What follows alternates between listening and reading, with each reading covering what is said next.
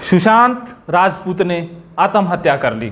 आज पूरा देश शोक की लहर में है। सुशांत राजपूत ने आत्महत्या तो कर ली, लेकिन एक पीछे सवाल भी छोड़ गए हैं। सवाल वो है कि सुशांत राजपूत जैसा एक जिंदा दिल इंसान, एक मस्त मौला इंसान कैसे सुसाइड कर सकता है, जिन्होंने फिल्में कुछ ऐसी बनाई जिसमें जिंदा दिली का कैरेक्टर था उनका। और लास्ट फिल्म में तो उन्होंने एक ऐसा रोल निभाया जिसमें वो अपने बेटे को सुसाइड से बाहर निकालते हैं, उसमें पॉजिटिविटी ठूंसते हैं और खुद वो सुसाइड कर गए। तो ऐसा कैसे संभव है? आज के इस वीडियो में यही कुछ सच आपसे मैं साझा करने जा रहा हूं कि सुसाइड जो इंसान करते हैं या डिप्रेशन से जो जूझ रहे हैं, वो इंसान कैसी मनोदशा को फील करते हैं। एक वाक्य में अगर बात कहूं तो वो वाक्य है भावनाओं का भंवर। इंसान जब भावनाओं के भंवर में फंस जाता है तो गलत सही का निर्णय कर नहीं पाता है। उन्हें पता होता है कि ये कृत्य पाप है और मानवता के नाम पर कलंक है, और लाखों करोड़ों उनके जो फॉलोवर हैं उनके लिए क्या मैसेज छोड़ेगा। लेकिन ये लाखों करोड़ों जो उनके फैंस हैं, फॉलोवर हैं, उनके मन के अंदर इस कृत्य का क्या मैसेज आएगा, कई बार इसका ख्याल भी होता है। लेकिन भावनाएं इतनी हावी होती हैं कि वो इस भंवर से निकल ही नहीं पाते हैं, और आखिर में ये भावनाओं का भंवर उनका जीवन लील करके ही मानता है। तो सुशांत के साथ ऐसा ही हुआ कि वो कुछ महीनों से, कुछ दिनों से इसी तरह के भावनाओं के भंवर में उलझे हुए थे और उसे निकल ही नहीं पाए, और आखिर में सुसाइड ही उनके लिए एक रास्ता बचा था इस भंवर से निकलने का। सिर्फ फिल्मी हस्तियां ही आत्महत्या नहीं करती हैं, बहुत सारे ऑफिसर हैं, कर्मचारी हैं, किसान हैं, स्टूडेंट हैं, कितना हम डाटा लें, किसी भी वर्ग की हम बात कर लें, सुसाइड हर वर्ग में पाया जाता है।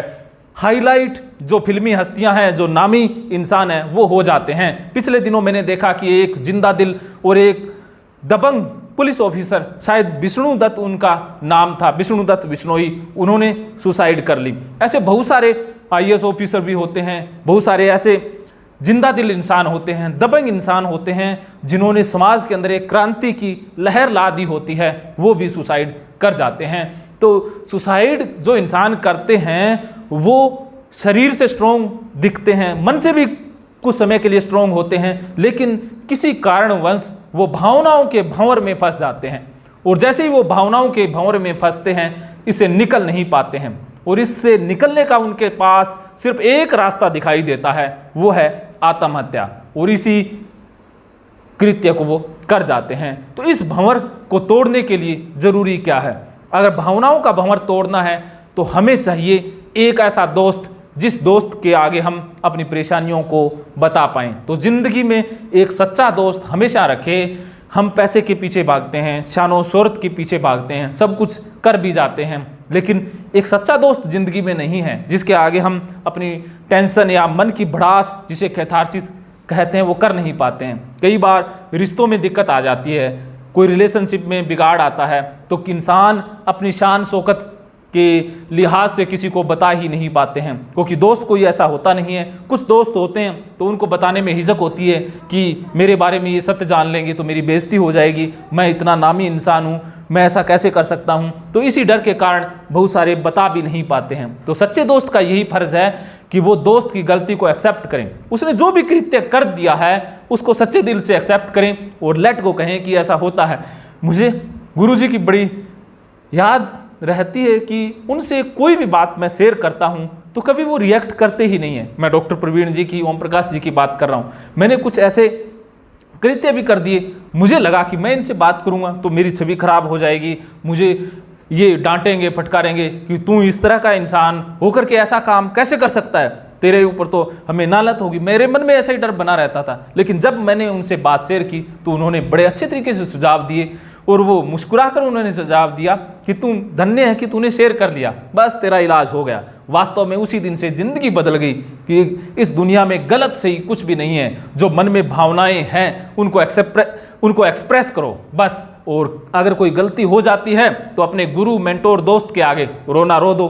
बस आपने रो लिया खुल करके या उन्हें दिल खोल करके बता दी तो डिप्रेशन भाग जाता है और एक ज़िंदगी बच जाती है, क्योंकि डिप्रेशन में आया हुआ इंसान कब सुसाइड कर ले ये कोई नहीं जानता है। तो भावनाओं का भंवर तोड़ने के लिए कैथारसिस ज़रूरी है।